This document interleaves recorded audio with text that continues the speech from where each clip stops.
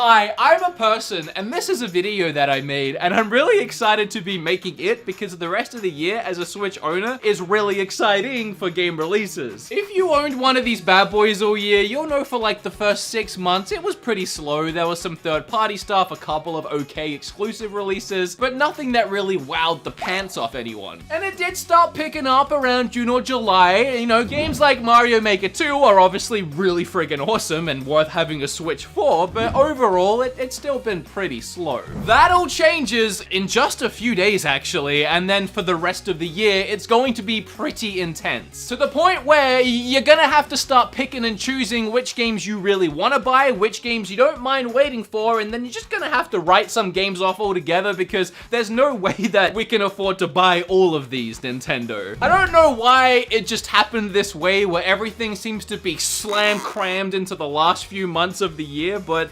it's gonna be big. Just like this video is gonna be big, so I'm gonna shut up and get on with it. Today we have 18 big games releasing on Switch from now to the end of the year. With all that said, I have brand new merch, which is something I'm gonna try and say a little bit more often, and you can check that down below. My girlfriend has a channel now, and you can watch that down below. Before you forget, subscribe, like the video, and maybe even follow me on Twitter. I do some, I tweet.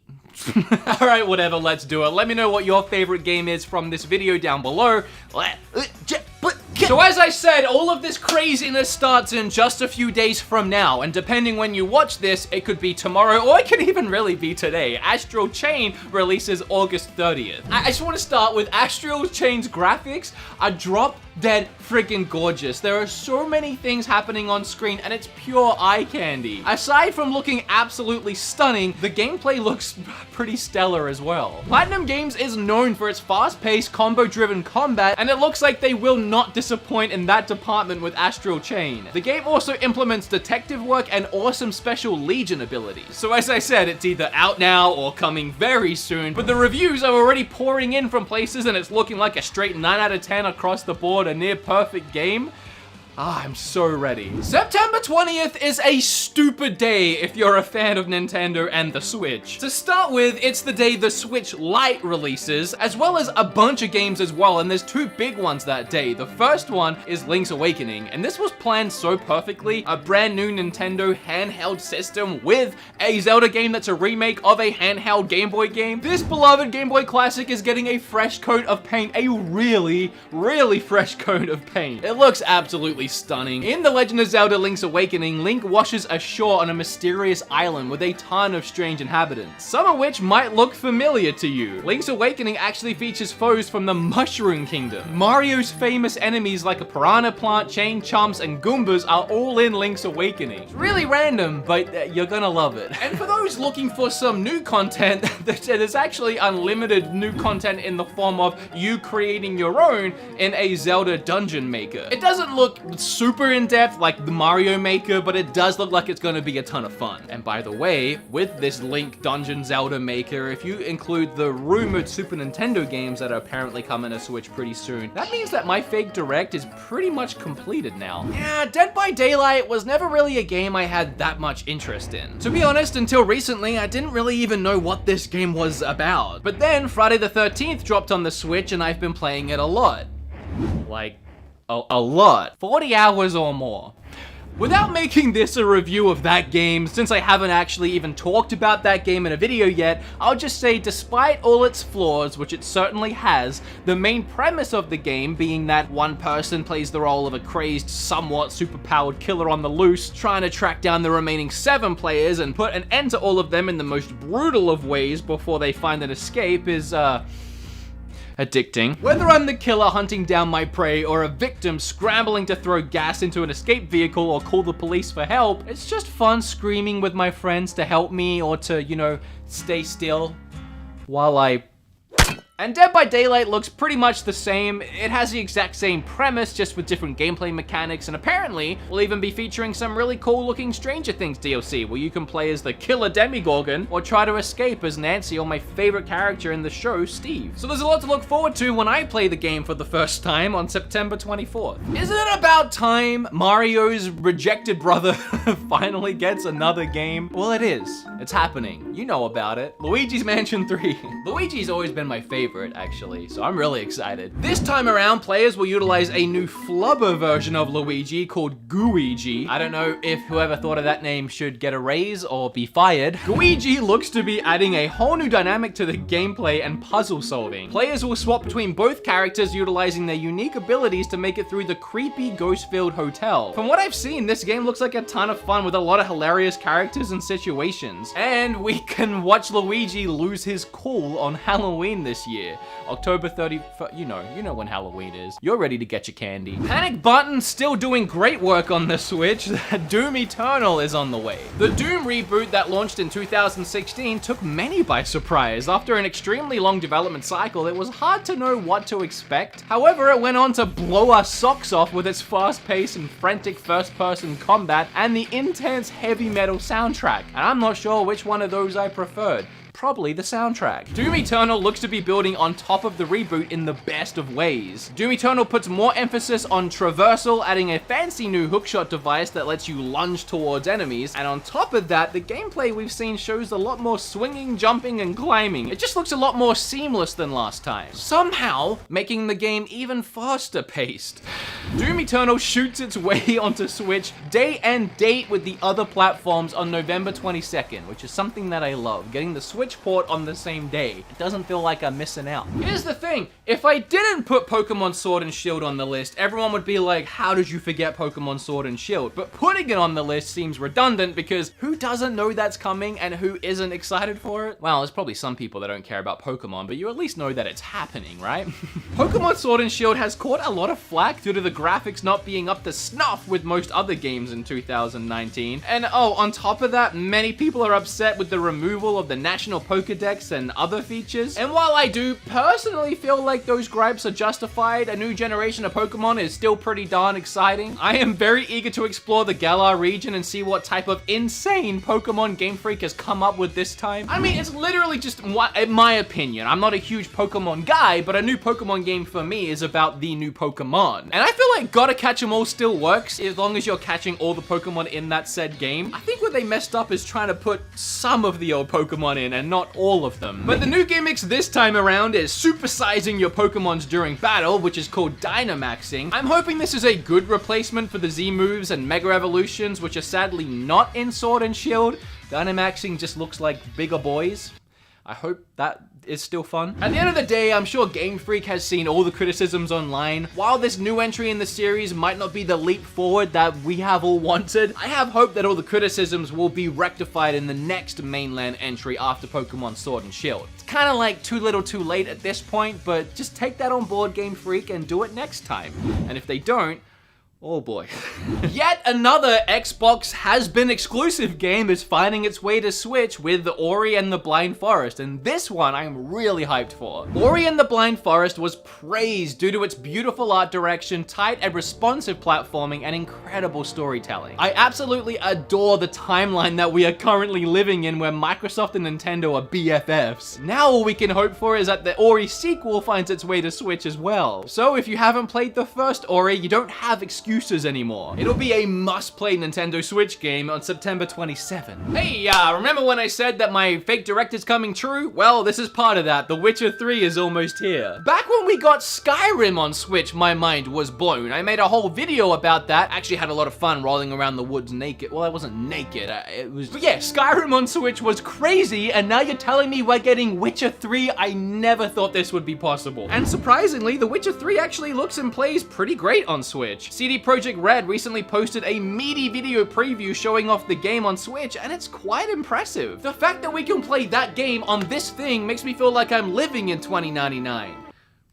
You might remember the demo for Daemon X Machina hitting the Switch at some point in the last few months. I've forgotten when. I checked it out and it was okay, definitely really rough around the edges, but the devs took in a bunch of feedback after that demo and have been working really hard on the game. If you did play that demo, they have enhanced the gameplay significantly since then, adding things like being able to lock on enemies easier, health bars to bosses, and even indicators showing which direction enemy fire is coming from. So if you checked it out and you weren't sure, it's worth rechecking it, and if you haven't checked it at all, it's worth getting excited for. Okay, you remember when I said September 20 was gonna be a big day because there was a couple games and the Switch Lite? Well, here's the other big one, and it's another JRPG. So there's so many JRPGs. We get Link and Ni no Kuni in the same day. It's gonna be a big year.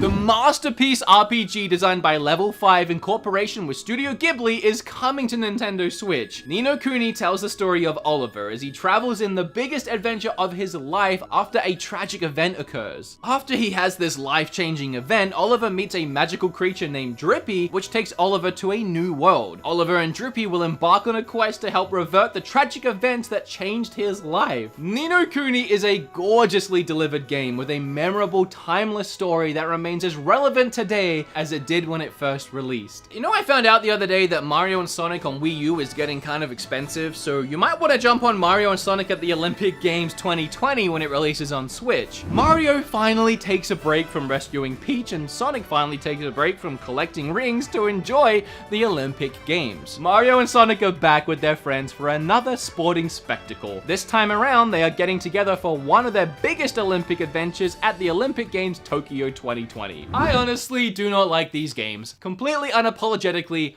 do not like these games, but it's a big release for Switch, and I hope you're looking forward to it. Moving on, Game Freak is at it again with yet another game coming this year. Town this time, not Pokemon, nothing to do with that, a brand new IP. This RPG is set in a small village, and the village has enjoyed a lasting peace as it's under the protection of a mighty castle, but nothing lasts forever, and this also applies to the small town that I mentioned earlier. So are you gonna let these monsters roll into town and destroy everything? I doubt it. If you're playing the game, you're probably gonna want to beat it. So destroy the monsters. No, I'm actually really looking forward to Town. It's one of my most excited for the year. I think this next one speaks for itself. 15 years after it was originally released, Final Fantasy Crystal Chronicles, the co-op RPG, is being remastered for Nintendo Switch. And now with the new online multiplayer mode, you and your friends can connect and adventure together with no link cable required. Remember those days? On top of that, there are new areas inside dungeons, so even returning fans like myself can dive back into some new content. Although to be fair, I don't really remember any of this game anyway, so I doubt I'll actually even be able to pick out what's new here. I wanted to add this one, even though I feel like it's not like one of the biggest releases this year, but I'm really excited for it and wanted to hype it up, and screw it, it's my video, you can't tell me what to do. I love a good pun, and Darksiders 2 Definitive Edition, which is hard to say, but I really appreciate the pun, is coming September 26th. This hack and slash action adventure game has everything from fantastic combat to deep story with great twists. As war between heaven and hell wages on, it brings Earth closer to impending doom. The second horseman of the apocalypse is awakened. You play that role, and it's up to Death to stop Earth from falling into oblivion and redeem his brother in the process. So this game is really good. I played this game on Wii U and I absolutely loved it. It reminds me of a weird mashup of like Prince of Persia and Zelda games with dungeons and exploring. It's kind of pretty different to the first one too, so if you played the first one recently and didn't like it, or even did like it, it's still worth checking out the second one either way because it improves on it but is also very different. I don't think I have to tell anybody that Spyro Reignited Trilogy is on the way to Switch, but I will anyway because it's what I get paid for. The classic platform adventures of Spyro are back. Not only that, but they're also back in a full remaster and portable on the Switch. All the games of the Spyro series have been included in this remaster in stunning HD. The collection contains Spyro the Dragon, Spyro 2 Ripto's Rage, and Spyro Year of the Dragon. You know these games, we're good. Here's one though you probably aren't as familiar with, Risk of Rain 2. To many of you that watched that last indie direct Nintendo held during Gamescom, Risk of Rain 2 coming to Switch might be no surprise now, but I feel that the excitement might have slipped past most people, even those who were watching, due to the lack of gameplay that Nintendo showed. But there is a reason Nintendo started the event with that game. It's an awesome game and you should not overlook it. Risk of Rain 2 is a third-person shooter roguelike game made by a couple of young game developers, and as soon as this game went into early beta, Gearbox, the guys behind the Borderlands series, picked it up immediately to help publish the game. It's just that good. And that's actually how I heard about the game for the first time. Gearbox headquarters is actually here in my town, and they invited me out back in May to play Borderlands 3, and while I was there, they kept talking about Risk of Rain. I said I wanted to check it out, so they gave me a Steam code, and I fell in love with it. And after playing it, I told them, guys, this needs to be on Switch. It is just a perfect Switch game. And when I said that, they were acting very coy about the whole thing, like, oh, maybe. I don't know if they were planning it and couldn't say it, or maybe my suggestion got us to where we are right now. In Risk of Rain, you can either roll solo or have up to 4 players, slaughtering enemies and passing through levels with a big boss battle triggered at the end of each of them. Kind of like wave after wave of a horde mode. Killing enemies will unlock chests, giving you access to new abilities, getting increasingly stronger, which you will need because every 5 minutes the difficulty ramps up even more, all the way from easy to straight up laughing in your face. And now I know I use this word a lot, but Risk of Rain 2, it really is one of those addicting games that you just want to keep going one more round with your friends, so it's gonna work so well on Switch, and I'm really excited. Regardless of your feelings on game remasters in general, the next game remaster is one that we can all get behind, the Ghostbusters video game remastered. Look, the reason why this game is so freaking good is because it's widely regarded as the closest thing we will ever get to a third Ghostbusters movie. It was actually written by Dan Aykroyd and the late Harold Ramis and starring all the original cast, yes, even including Bill Murray, and all of the supporting and the side characters. Ghostbusters the video game was one of the best movie adaptations of all time. Beyond the fantastic story with all the actors back playing their roles, it's actually a really super fun game too, and you can play it co-op. There is so much to love about this game. It's near perfect as far as what it aimed to accomplish, and this time around the Nintendo version doesn't have to be heavily modified. It'll be the same as all the other versions. Even though, myself included, many people preferred the Wii's cartoony take on the game. It had to change up the way the game looked and played a little bit so it could fit on the Wii. It actually ended up being better, in my opinion.